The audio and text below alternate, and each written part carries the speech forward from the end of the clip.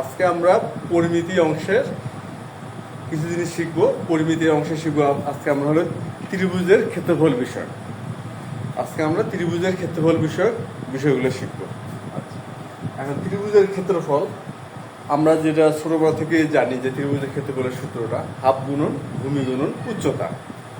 যেমন ত্রিভুজের ক্ষেত্রফল হচ্ছে হাফ গুণন ভূমি গুণন উচ্চতা।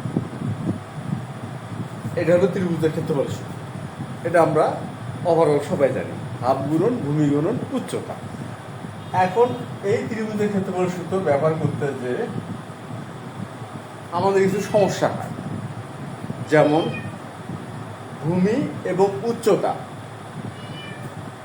এই যে ধারণাটা নিয়ে আমাদের কিছু সমস্যা দেখা যায় যখন আমরা গাণিতিক সমস্যার সমাধান করতে যাই। যেমন এই একটা চিত্র, ABC একটা ত্রিভুজ, উচ্চতা এটার মান দেওয়া আছে h, আর ভূমি AC এটার মান দেওয়া আছে ধরে নিচ্ছি আমরা a। এখন কথা হচ্ছে এই যে ত্রিভুজের ক্ষেত্রফলের সূত্র হাফ গুণ ভূমি গুণ উচ্চতা, এখানে আপাতত দৃষ্টিতে কি মনে হচ্ছে যে উচ্চতা দেওয়া আছে h, আচ্ছা, আর এসি দেওয়া আছে এ। এখন কথা হচ্ছে এই যে আমাদের যে পরিমাপগুলো দেওয়া আছে এটা দিয়ে কি এই ত্রিভুজের ক্ষেত্রফল নির্ণয় করা সম্ভব? না, সম্ভব না। কেন সম্ভব নয়? সম্ভব নয় এই জন্য যে এইখানে উচ্চতা দেওয়া আছে এইচ, যেটা কিনা বিসি এর উপরে অবস্থিত। এইচটা কার উপরে অবস্থিত? আমরা চিত্রটা দেখি বিসি কে বেস করে এইচ, এটাকে আমরা এডি দ্বারা চিহ্নিত করতে পারি। এডি, তাহলে বিসির উপরে এডি আছে যেটা কিনা উচ্চতা, হলো এইচ। আর এখানে এস এর মান দেওয়া আছে এ। এখন কথা হচ্ছে এই যে হাফ গুণন ভূমি গুণন উচ্চতা, ভূমিটা আসলে কি? ভূমিটা আসলে ভূমি না বলে আমরা যদি ভিত্তি বলি বা ভিত্তি হিসেবে দেখি তাহলে মানে আমাদের বুঝতে সুবিধা হবে। আসলে ভূমিটা ভূমি না, এটা আসলে ভিত্তি। ইংলিশে যেটাকে বলতেছি আমরা বেস এর বাংলা প্রতিশব্দ আমরা ভূমি বলি। আসলে এটা মিনিংটা আসলে হচ্ছে ভিত্তি।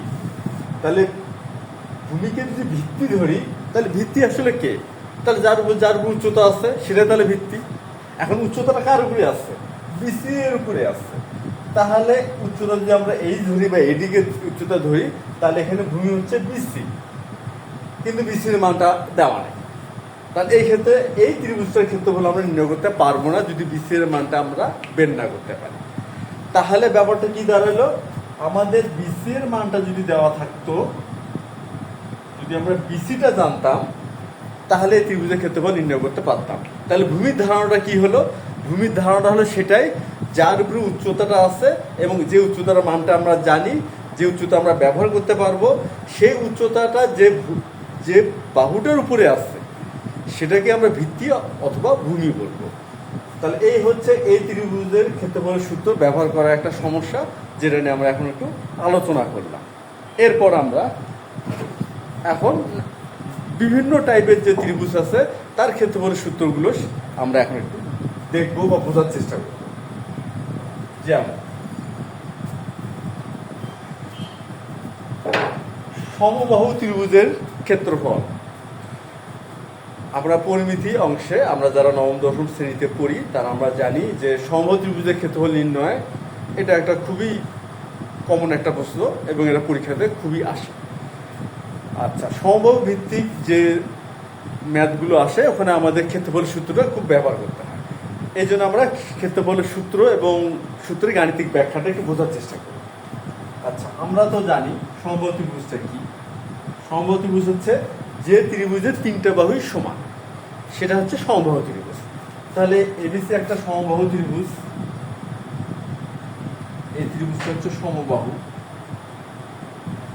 এই ত্রিভুজের তিন বাহুর দৈর্ঘ্যটাই হচ্ছে সমান।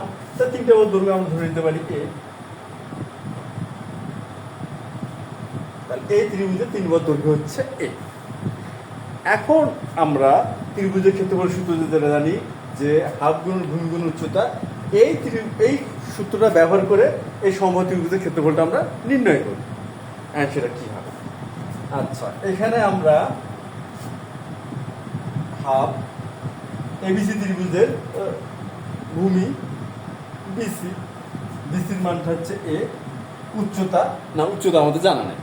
আর উচ্চতা জানা নেই, তাহলে উচ্চতার মানটা আমরা বের করবো। এখন সেটা কীভাবে, এখন এটা আমরা দেখি। তাহলে আমরা একটা লম্ব এঁকে নেই, এটি লম্ব, যার মান আমরা এইচ ধরে নিই।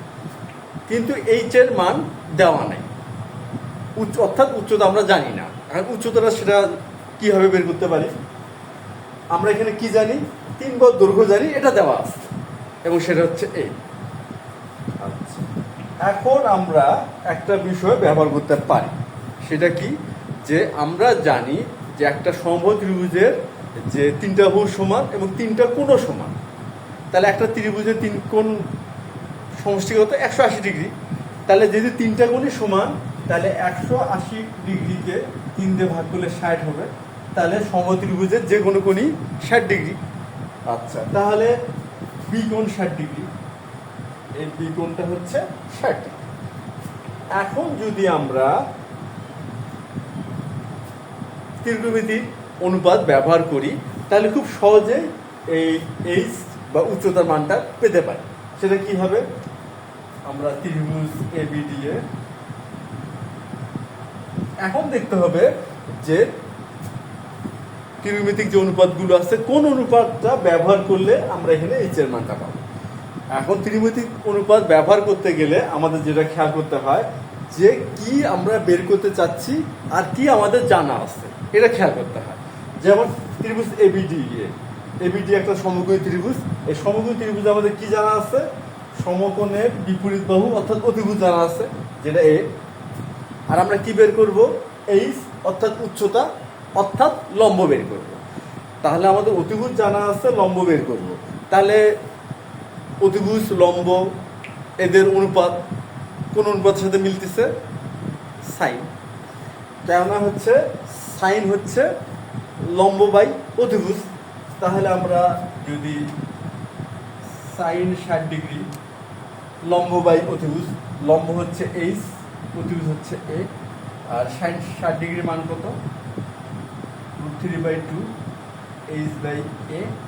অতএব এইচ সমান সমান 3/2 এ। আমরা এইচ এর মান পেয়ে গেলাম, আমরা উচ্চতা পেয়ে গেছি। এখন আমাদের ভূমি দেওয়া আছে, উচ্চতা পেয়ে গেছি। এখন উচ্চতার জায়গায় উচ্চতার মানটা বসায় দিই, √3 এ। তাহলে হচ্ছে আমাদের গুণ করি √3/4 এ। এই হচ্ছে আমাদের সমবাহু ত্রিভুজের ক্ষেত্রফলের সূত্র। তাহলে আমরা খুব সহজে এই ধারণা আপগুণ ভূমি গুণন উচ্চতা, এই ধারণা এবং ত্রিকোণমিতিক অনুপাত এটা ব্যবহার করে খুব সহজে সমবাহু ত্রিভুজের ক্ষেত্রফলের সূত্রটা আমরা দাঁড় করে ফেলতে পারলাম। এখন আমরা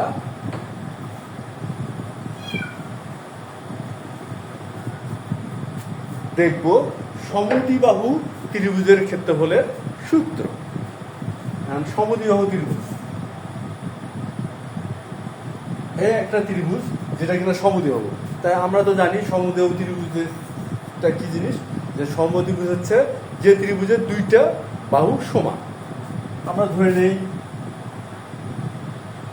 এই বাহু দুটো সমান। এটা হলো এবিসি একটা ত্রিভুজ, যার হচ্ছে এবি আর এসি সমান। এখন এদের মান দেওয়া আছে এ আর বিসি এর মান হচ্ছে বি। তাহলে এই ত্রিভুজটার ক্ষেত্রফল কি হবে? এখন আমরা এই যে ত্রিভুজের ক্ষেত্রফলের সূত্র হাফ, এখানে আমরা উচ্চতা নাই, তাহলে উচ্চতাটা এখানে নেই এইচ। তাহলে হাফ গুণন ভূমি, ভূমি এখানে বি, উচ্চতা হলো এইচ। কিন্তু ভূমির মানটা দেওয়া আছে সমান সমান বাহুর দৈর্ঘ্য দেওয়া আছে, কিন্তু এইচ এর মানটা আমাদের জানা নাই। এখন আমরা এইচ এর মানটা কিভাবে বের করব? এইচ এর মানটা আমরা বের করব কিভাবে, তার আগে আমাদের জ্যামিতিক কিছু বিষয় বোঝা লাগবে বা জানতে হবে। কারণ জ্যামিতিক কোন বিষয়টা আমাদের জানতে হবে এটার ব্যাপার আমরা আবার সেটা দেখি। এই একটা ত্রিভুজ যেটা কিনা সমদ্বিবাহু ত্রিভুজ। আমরা জানি যে সমবাহু ত্রিভুজ শিরোমূল থেকে যদি আমরা ভূমির উপর একটা লম্ব অঙ্কন করি, এই লম্বটা ভূমিকে সমদ্বিখণ্ডিত করে। অর্থাৎ সমদ্বিবাহু ত্রিভুজের শীর্ষ থেকে ভূমির উপরে অঙ্কিত লম্ব ভূমিকে সমদ্বিখণ্ডিত করে। তাহলে এডি লম্ব বিসিকে কি করতেছে? সমদ্বিখণ্ডিত করবে। তাহলে কি হচ্ছে, বিডি সমান হবে সিডি সমান সমান হাফ বিসি সমান সমান হাফ বি। তাহলে আমরা বলতে পারি বিডি সমান হাফ বি। আচ্ছা, তাহলে আমরা বিডি সমান হাফ বি বের করলাম। এখন আমরা